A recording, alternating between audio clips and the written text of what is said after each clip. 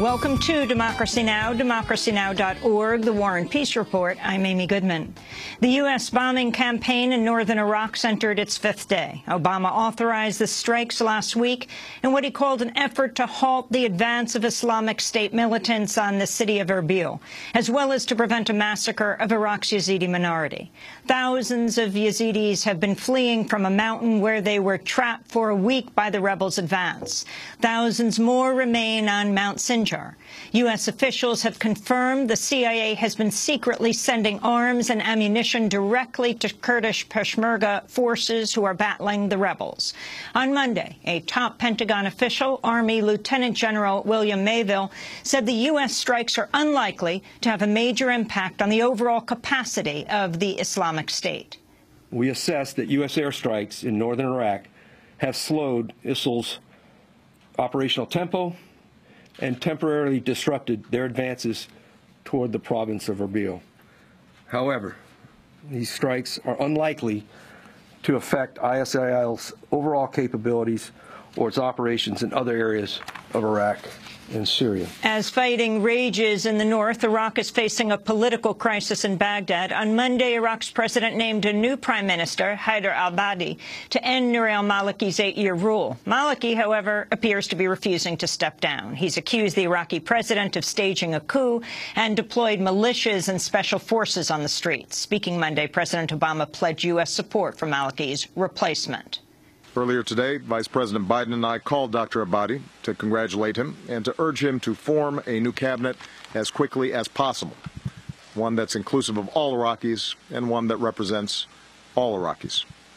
I pledged our support to him, as well as to President Massoum and Speaker Jabouri, as they work together to form this government. We'll have more on the crisis in Iraq after headlines.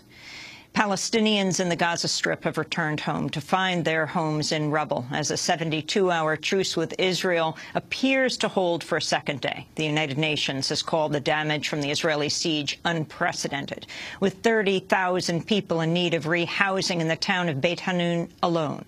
Nearly 2,000 Palestinians have died, including a month-old baby who succumbed to injuries Monday.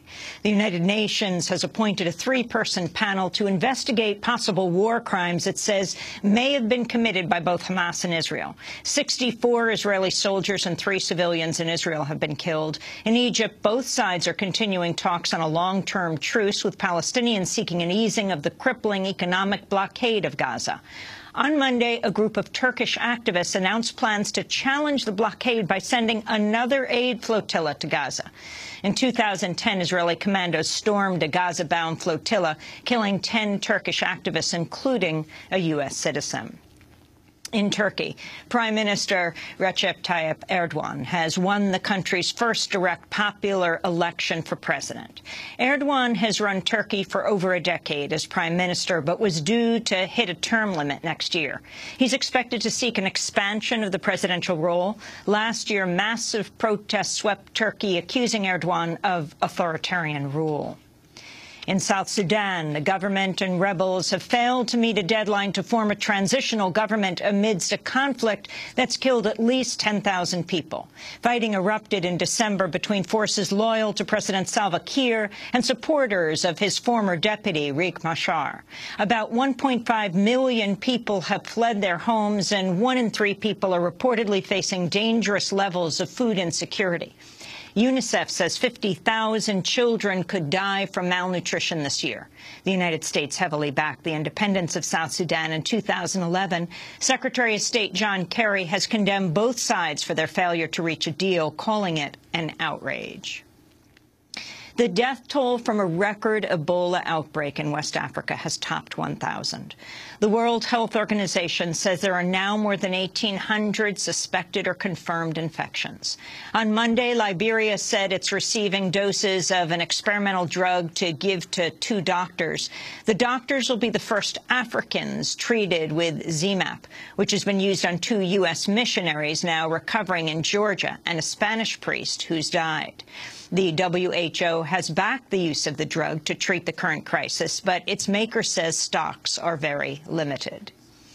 Russia sent a convoy of humanitarian aid to the rebel-held city of Luhansk in eastern Ukraine. Fighting between Ukrainian forces and pro-Russian separatists has left residents without electricity or water supplies for days. The Red Cross was due to coordinate the relief effort, but says Russia appears to have gone ahead on its own. The move has heightened fears of direct Russian intervention in the region, where Ukraine says 45,000 Russian troops have massed along the border. On Monday, NATO Secretary General Anders Fogh Rasmussen said Russian intervention appeared likely. There is a high probability. We see the Russians developing the narrative and the pretext for such an operation under the guise of a humanitarian operation, and we see a military build-up that could